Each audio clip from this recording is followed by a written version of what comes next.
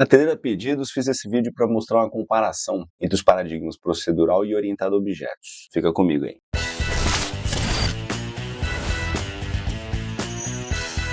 Pessoal, a maioria das pessoas que assiste os vídeos aqui do canal ainda não é inscrita, então se inscreve aí. Se tem interesse nesse tipo de conteúdo, se inscreve no canal, ajuda esse conteúdo a chegar a mais pessoas que, como você, têm interesse em programação. Salve, salve internauta! Pupo falando! Fiz recentemente um vídeo sobre paradigmas de programação. Naquele vídeo, card aqui em cima, link na descrição, falei sobre conceitos e definições de paradigmas de programação e fiz uma comparação entre os paradigmas funcional e procedural. Hoje eu vou fazer uma comparação entre os paradigmas procedural e orientado a objetos, que são extremamente populares dentre os tipos imperativos de linguagem de programação. E vamos embora lá, deixa eu compartilhar minha tela. Aqui é um projeto novo, um projeto em branco aqui. Eu não vou precisar de nada nesse JavaScript. Deixa eu limpar aqui também o HTML, não quero uma folha de estilo, vamos deixar tudo bem simples aqui. Primeira coisa é colocar o HTML, aí a gente coloca um body, colocar um headline aqui para identificar a aplicação, uma segunda headline aqui para dar contexto. Vou ter um input, vou colocar aqui como valor 2, que vai ser o input N1, fazer uma soma aqui. E um segundo input, o N2, colocar só um valor diferente aqui. Eu vou colocar um mais aqui para ficar bem explícito, que é uma soma. Vamos quebrar um linha aqui. Vamos colocar um bloco aqui para receber o resultado pela rotina procedural. Eu vou ter um botão com ID procBtn e eu vou ter um spam para receber o resultado, procResult. Vou recolher um pouquinho aqui e aqui. Vou fazer a função handler, lendo ali do procBtn. Vamos recolher aqui um pouquinho. A gente começa lendo o primeiro valor, aí a gente lê o segundo valor, converte o primeiro valor para inteiro, converte o segundo valor para inteiro, aí a gente processa e calcula a soma. Por fim, a gente coloca o resultado da soma no spam procResult. Quando eu clico aqui em add, aparece ali o valor. Agora no HTML, vamos colocar um quadro aqui para colocar o resultado a partir de uma rotina orientada a objeto. A gente coloca aqui um button, identificado como OOBTN, e a gente coloca aqui um spam para o resultado. No JavaScript, deixa eu colocar um comentário aqui e separar aqui. E outro comentário aqui. Na orientação a objeto, a gente cria muitas classes porque o propósito é reaproveitá-las e também permitir encapsular estado e comportamento nas entidades. Vamos começar criando uma classe chamada Input Field. Vamos considerar que essa Input Field vai receber um ID no construtor. A gente guarda esse ID, que pode ficar declarado aqui explicitamente ou não, tanto faz. E vamos criar um método chamado getNumber, em que a gente lê o valor a partir do ID e retorna ele convertido para inteiro. O fato de armazenar o ID e não o valor aqui no construtor é porque sempre que essa classe for utilizada, ela vai pegar o valor atual. Se eu guardasse o valor no construtor, esse valor ficaria gravado na primeira vez e se o usuário alterasse o valor aqui no input, ele não seria considerado, e sim o valor antigo. Agora a gente criou uma classe chamada form. Essa classe vai ter um objeto estático chamado outElement, que representa o spam que vai receber o resultado. Aí eu vou criar uma função chamada getSum, que recebe o N1 e o N2, e ela retorna o N1 mais N2. E aí eu vou ter a displaySum. Definidas as nossas classes, agora a gente precisa implementar a rotina global, que vai usar essas classes sendo objeto e fazendo associações entre eles. A gente declara o objeto input field a partir do N1, a gente declara um objeto a partir do input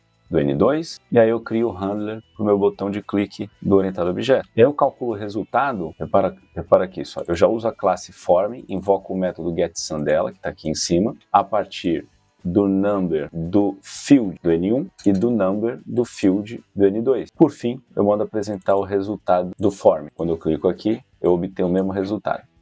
E provavelmente você vai dizer, poxa, mas o orientado a objeto é muito mais complexo, você escreve muito mais coisa. E sempre foi. É que a orientação a objeto permite que esses objetos sejam reaproveitados em inúmeros contextos. E quando eles são bem concisos, quando eles são bem definidos, realmente a programação fica muito mais facilitada no médio e longo prazo. Mas para fazer rotinas assim, realmente causa uma impressão de que a procedura é muito mais simples. Mas ela só serve para situações muito simplistas. Vamos depurar isso aqui e ver como que é a interação dos elementos. Vou dar um zoom aqui, invocar a ferramenta de desenvolvedor. Tá aqui a ferramenta de desenvolvedor. Vamos abrir aqui o index JavaScript.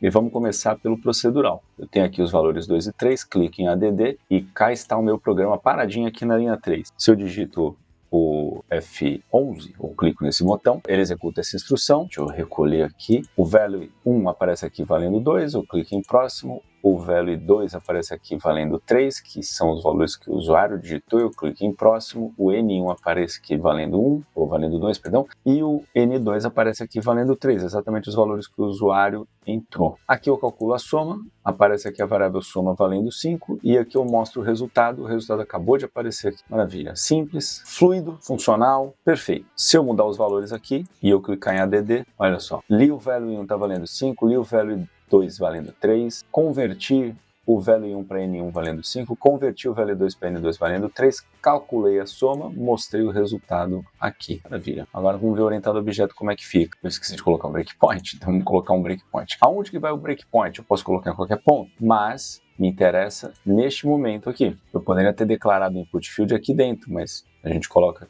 ao declarar ele globalmente aqui, a gente pode usar ele em outros métodos. Vamos lá, cliquei aqui, pronto. Fala que aqui ele tem a chamada, a classe form e o getSum pro in1.getNumber e pro in2.getNumber, que são esses objetos aqui. Então repara que eu vou usar aqui o F11 para ele dar o passo por dentro da função. Quando eu clico nesse botão, a primeira que é invocada é a mais interna, que é a do input field, o getNumber do input field. Aqui, o meu objeto diz, ele é do input field e ele tem o ID input N1. Neste momento, ele vai ler o valor aqui do elemento e guardar em value. Repara que eu tenho só value. Esse input field ele representa qualquer input field. Eu posso aproveitar essa classe input field para os meus inúmeros input fields. Se eu tivesse 10 input fields, eu aproveitaria elas todas do mesmo jeito.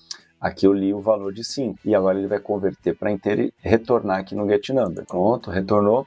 E agora ele vai chamar novamente o getNumber, mas agora para N2. Então vamos ver, step into, olha, ele entrou aqui e agora o ID vale input N2. Embora seja a mesma classe, ela tem um contexto diferente. Aqui o valor foi lido, que é 3, aqui ele foi convertido e está sendo retornado. Agora eu tenho os dois valores lidos, 5 e 3. Qual é aqui? Diz?